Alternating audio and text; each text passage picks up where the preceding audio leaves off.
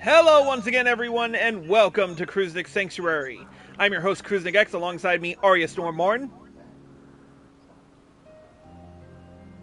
Where am I? It's dark in here. Let me out! I will bonk her later. Also joining us are Lord Pyrax, I'm following you. Baron Boop Boop, I'm here somewhere. and Minerva Weathervane. Shabow! Once again, we are playing Final Fantasy XIV Endwalker, the newest expansion in the Final Fantasy XIV storyline. Last episode, we learned about,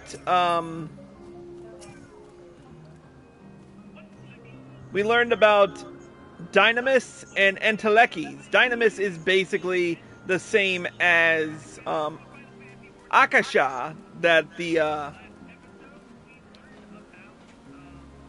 Thavnarians kind of study.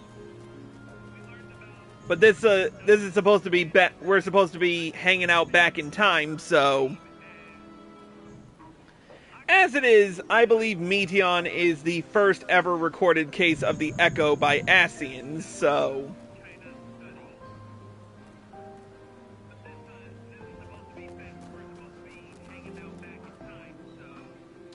but anyway, let's get right down to it by speaking with Emet-Selch and continuing with the next quest in our saga, their greatest contribution.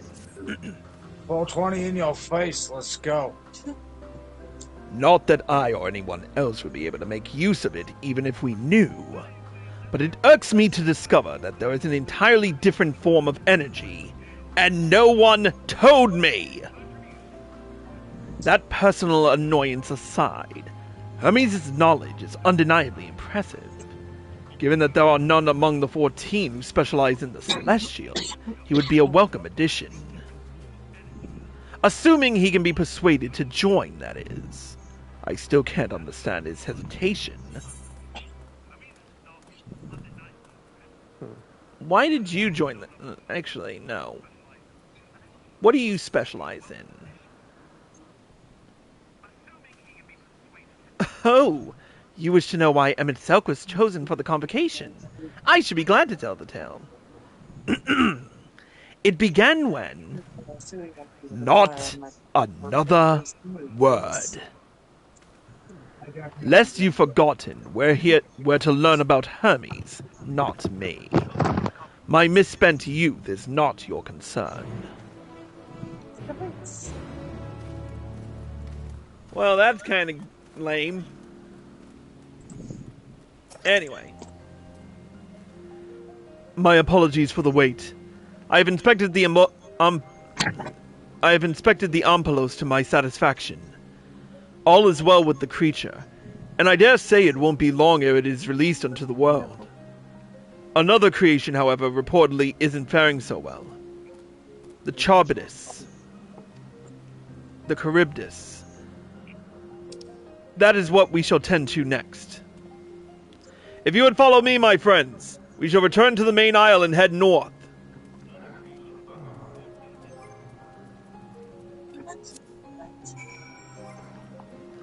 Alright. I am going to take something other than my SDS Fenrir mount, for once. Because it kind of looks weird riding in a robe. Or riding a motorcycle in a robe. So while it is somewhat slower, I'm going to take my Sunspun Cumulus out for a spin.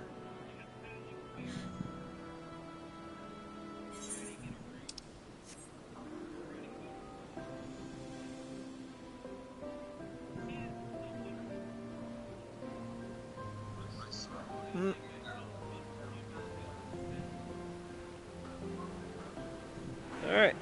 Oh. These guys. Huh. Alright, do we get a voice cutscene or?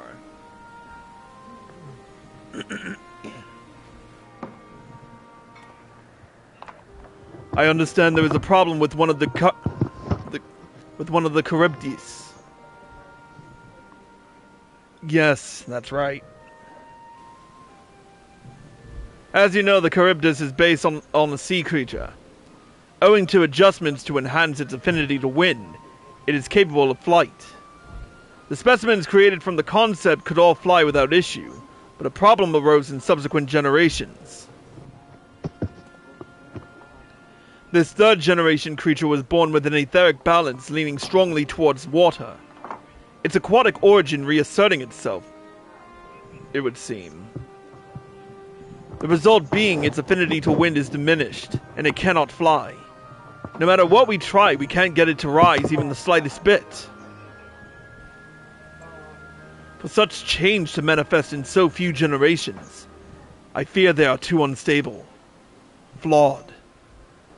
With your permission, I will revert the creatures, and recommend to the Bureau that the concept be revised. With its etheric balance leaning towards water, the Charybdis would indeed struggle to manipulate wind. Yet, it is too early to conclude that it cannot fly. Having failed at first, it may simply have developed a fear. I shall transform and fly with it, helping it to manipulate wind until it finds its wings. What? You needn't go to such lengths.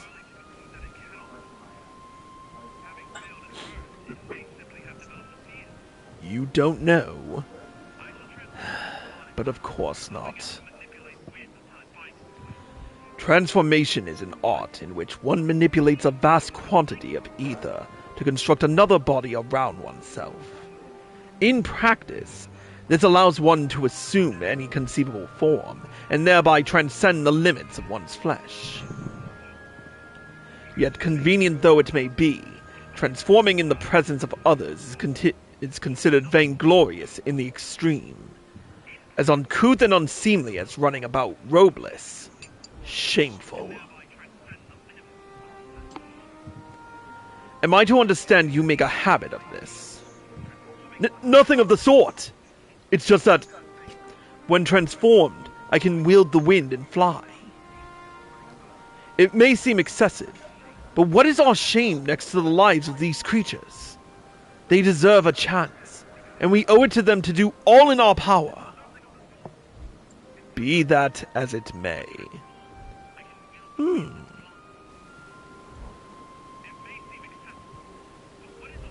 Yes, I believe I have a solution, Emet-Selch. May I trouble you to move that Charybdis away from its fellows, somewhere out of sight?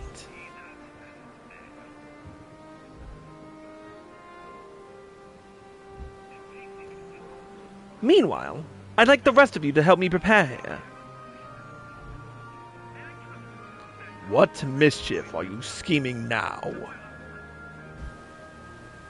No mischief, I can assure you. But I would spare you the need to report to your colleagues that Hermes committed an indiscretion. So have a little faith and run along.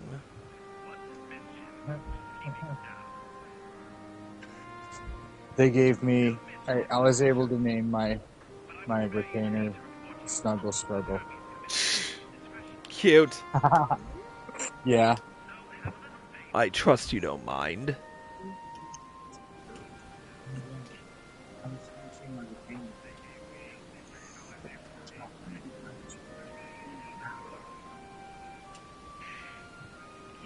Alright, what's going to happen now?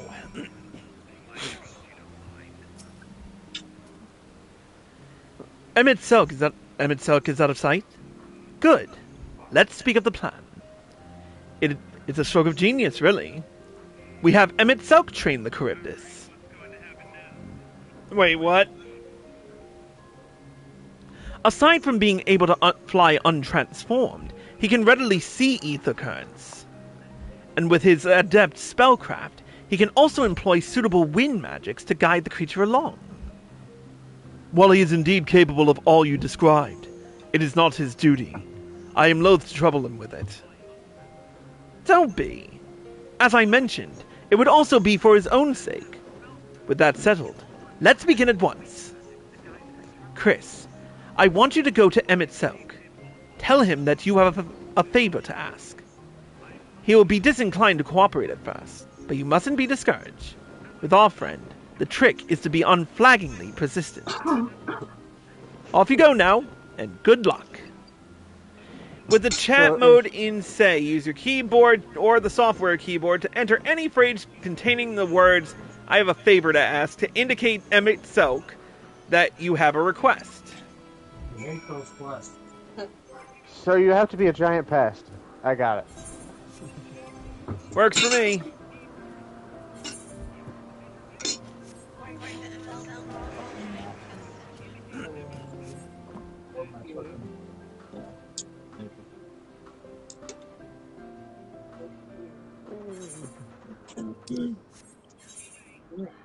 How far did he go with this thing? That's technically a scarf, but it will work because I use it like a mask.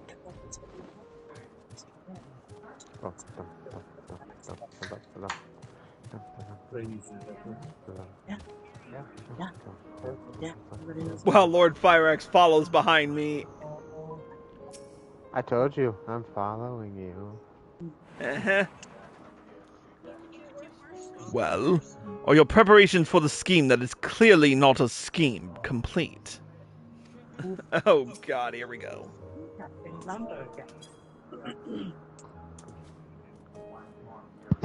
Whoops.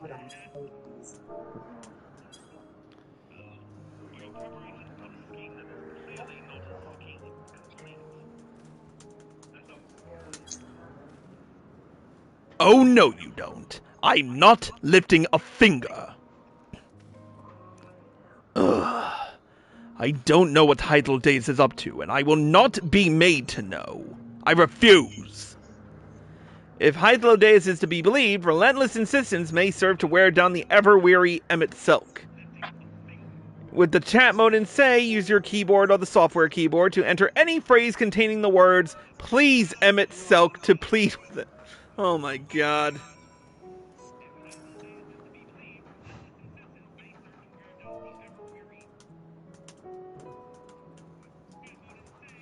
My god, it's Ilmeg all over again. Yep.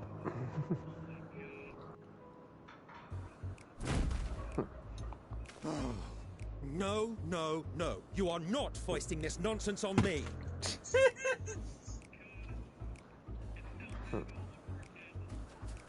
Here we go. I'm given to understand you have the power to help the Charybdis, and should be quite willing to do so.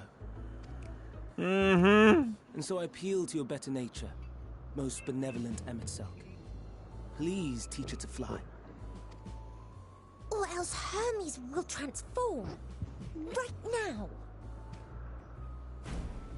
Oh. Now, there's no need to go quite that far. Altruism is its own reward, as I'm sure he would agree. Oh, would he now? And who contrived to put me in this position, pray tell? Nothing so devious. I merely suggested a possible course of action. Oh god.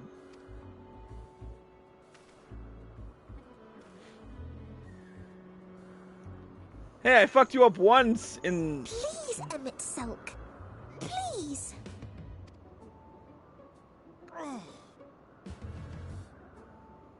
Come on, you gotta say no to a kid. I did not come all this way to play nursemaid to your creations. I'd thank you to remember this favor and let it be the last.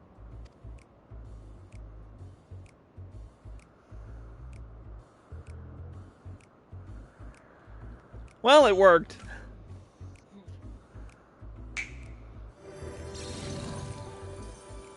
Oh god, the Granny Mount.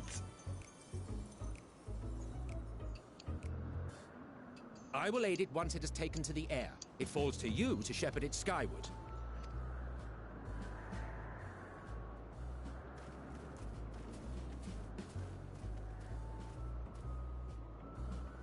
Well, let's relax and enjoy the spectacle, shall we? Yes, let's. I actually want to see how this works out.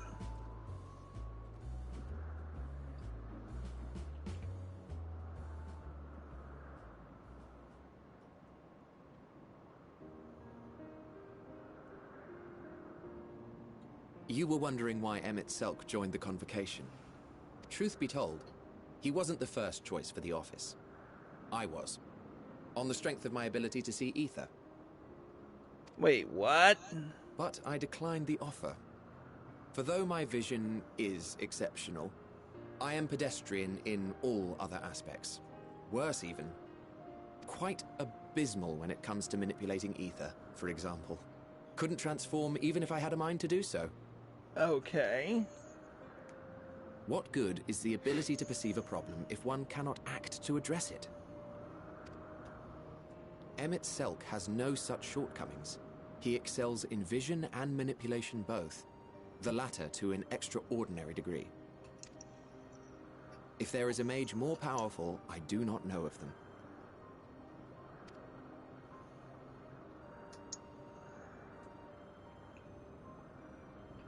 Thus did I recommend him for the office in my stead. And I wasn't the only one. Far from it. Countless others vouched for his skill and character. People the world over, to whom he had previously lent a helping hand. Okay. Oh, how surprised he was. Claimed he hadn't done anything remarkable for anyone. Modest to a fault. He deserved every bit of acclaim he received. Yet he may well have gone unappreciated were it not for a mutual friend. A singular soul who can't help but involve himself in the business of others. Where he walks, excitement is certain to follow. His antics irritate Emet-Selch to no end. But much of his grumbling stems from genuine concern. Wait, what? When our friend calls, he never fails to answer and lend his talents.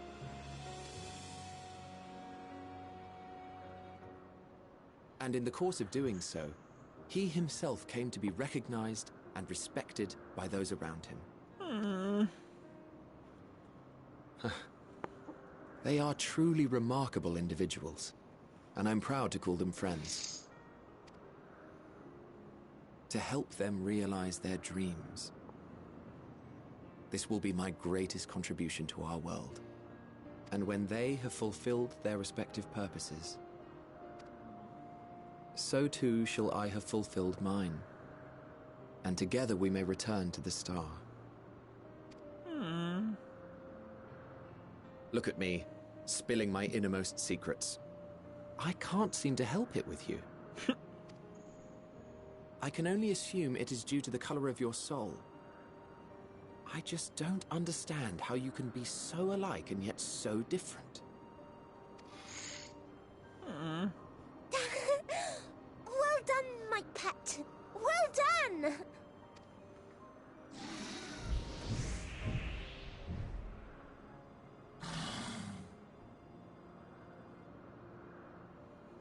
Ah, yes. I dare say the Charybdis will be fine here on. Why don't you go and signal to Emet-Selch? Let him know that his arduous task is at an end. Well, we might as well.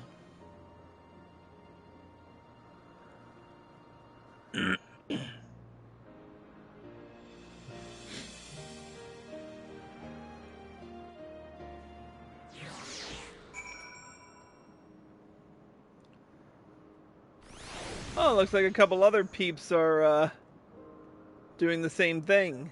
Or they just blazed right ahead of me. Or I got more people to follow you. Anyway, what do we do? Wave to Emet-Selch from the edge of the aisles.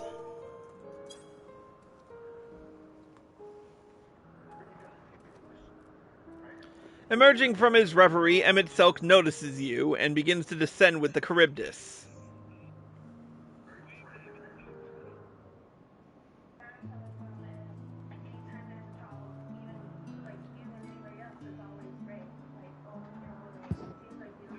I have no words to express my gratitude. Thanks to you, the Charybdis has learned to fly.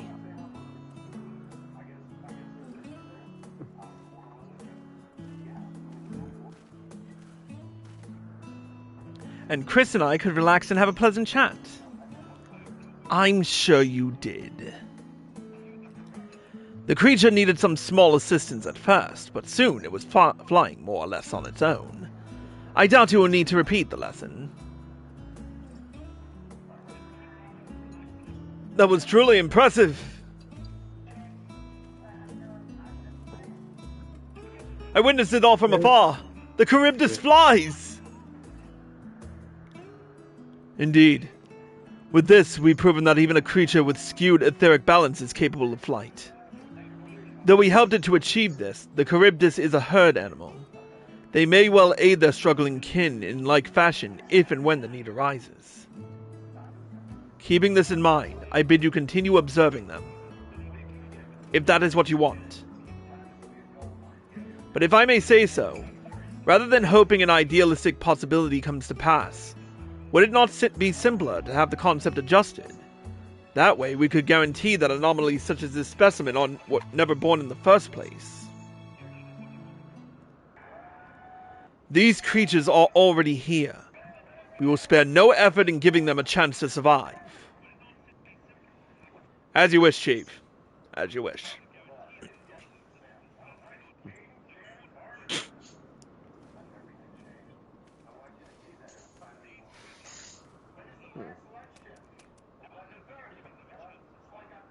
Hammies.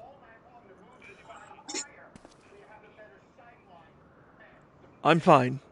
Don't worry.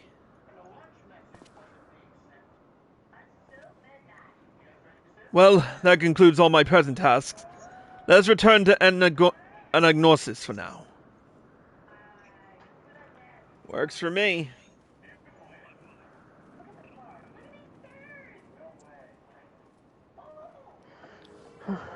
Picking up a little bit back there, Fire X. Sorry about that. All good. What'd you say, Arya?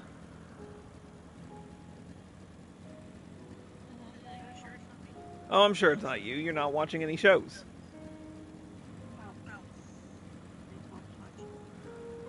Well, he's also watching me, but...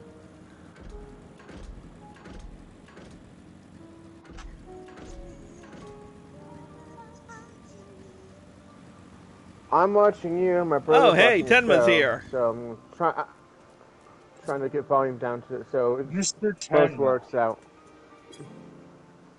Boop, boop. Yes, that is my name. No, I was booping Tenma. Oh, well. That's confusing as fuck. Well, you're the one that picked the name. That's I am true. the one that was given the name. No, you chose the name. No, I was given the name. Fair enough. I just Anyway. chose Baron. I chose Baron. I was gifted with it. Anyway, let's talk to Emet-Selch. What? Want to apologize for forcing me to help, do you? Save your breath. You didn't force me to do anything. I merely chose the most expeditious way to have done with an impediment to our business.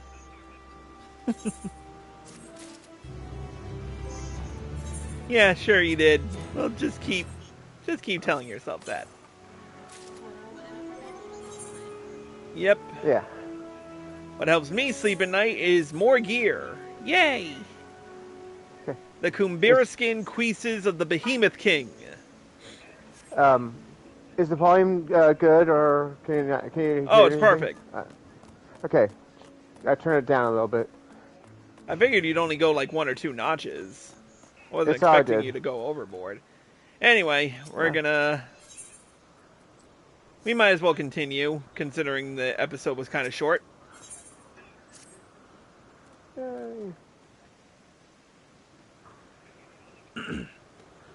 Tell me, Chris, in the course of watching me, have you learned aught of value?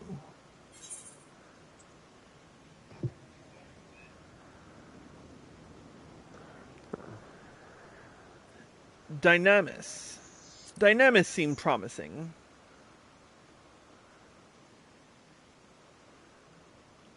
Dynamis, you say? curious that such an obscure phenomenon should be of interest to you.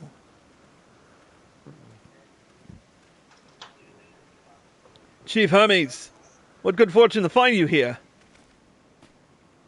Is something the matter? The Lycaon. I'm afraid it's gone again. No sooner did we release one for observation that it set upon the nearby occupates, slaughtering them. Was the creature hungry? Or somehow provoked? I had just fed them myself, and the occupates were keeping a wide berth. It is the nature of the Lycaon that is to blame, their innate viciousness. Temperament aside, it is an outstanding creation, perfect in form and function, though it may not be suited for release. I have no doubt that the Bureau will accept its concept for preservation. In any case, there's no point in postponing the inevitable. Doros will revert them all once the paperwork is in order. Where's the scene of the incident?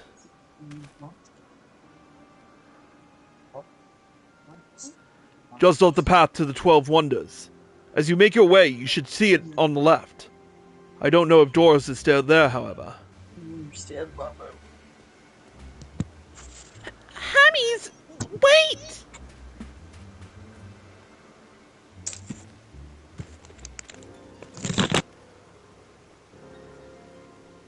If this is part of his work, then I would observe. We follow.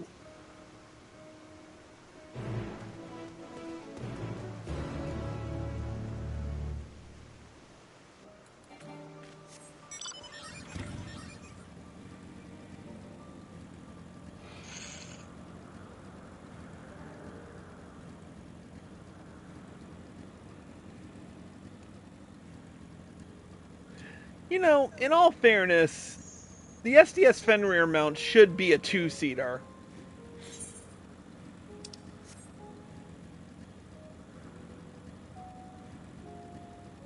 You know what I mean?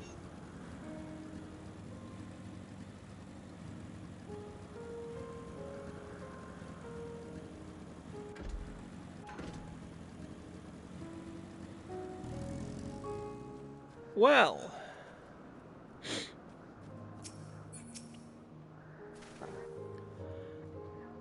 The lacerations and burns are unmistakable. A Lycaon was indeed responsible. But the creature is nowhere to be seen. Doros must have taken it away. The man makes his base at the 12 Wonders. I shall go and seek him out there. Emet-Selch and I will search the area for good measure, just to make sure the Lycaon didn't escape. My thanks. Let us meet at the 12 Wonders when you have finished. I will go on ahead. Please, follow with Chris.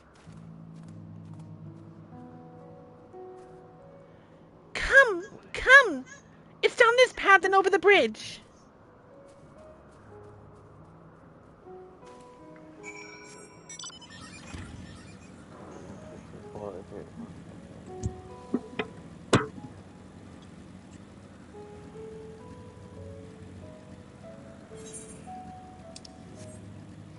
Down the path and over the bridge.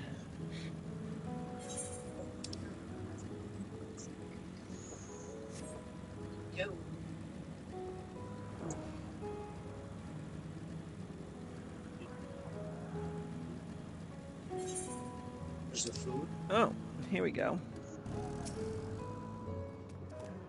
There it is. The 12 Wonders. Whoops, I skipped a bit. Hermes is looking for Doros. Let's look for Doros too. He's a man with long blonde hair. I think. I'll know him when I see him. Meteon is now accompanying you. Keep her at your side. Yep, got it. Blah, blah, blah, you're used to it. Yeah. I was used to it 5 escorts ago.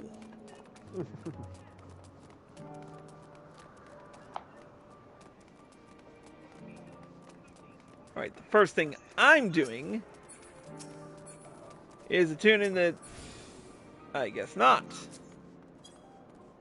Not yet, anyway. Unless... Oh. Medion, get out of the way!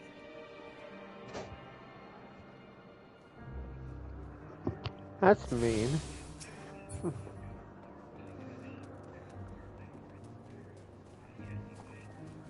I didn't mean to, but... Alright, here's a blonde-haired young man. Doros! That's Doros! Well now, if it isn't Meteon, what brings you here?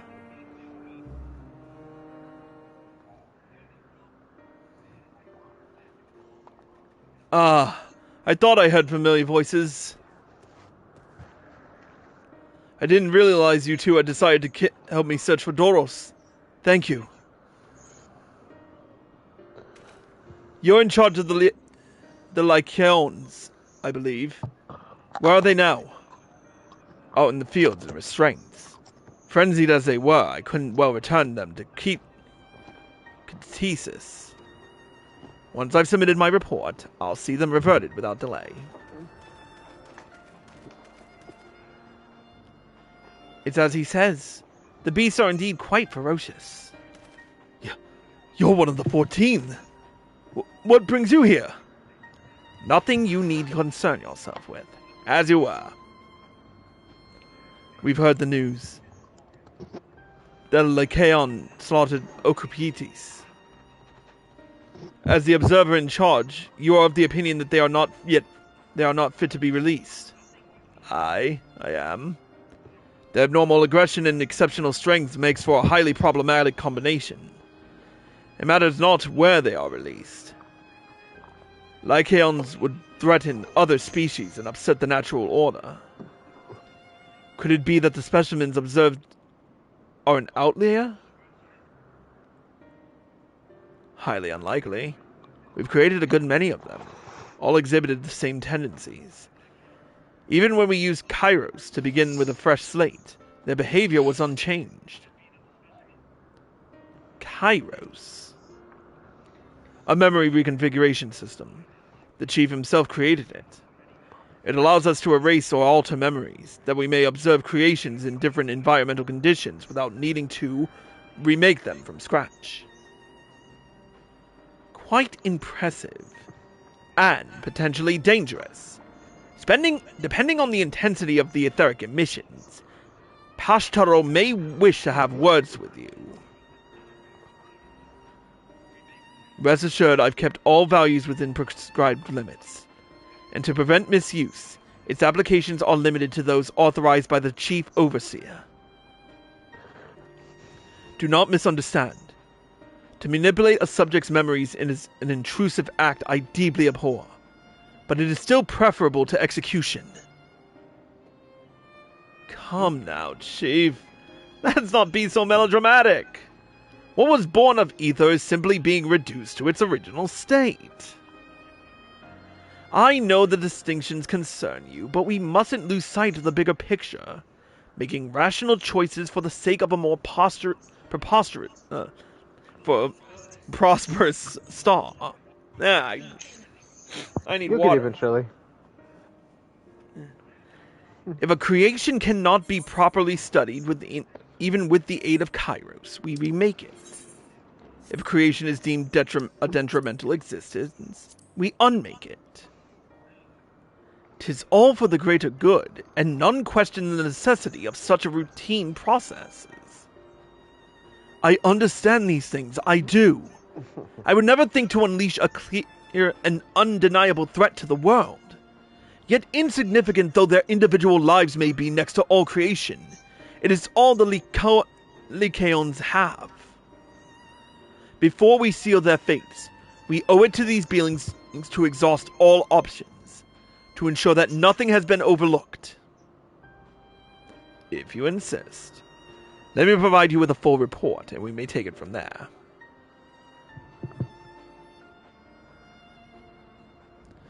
Would it be possible for us to attend the discussion, that Emet-Selch may better carry out his duties? By all means. Pray, show them to the meeting room.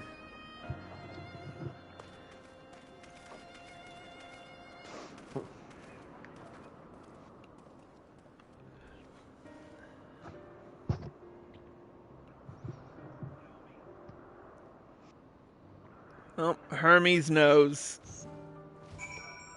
Or, I should say Medion knows. To men, other beings are just things. To be used and controlled. Like magic. That's what Hermes told me once.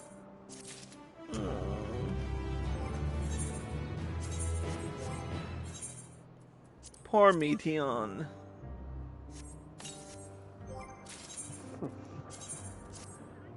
Alright, I've got almost a full gear set of behemoth gear.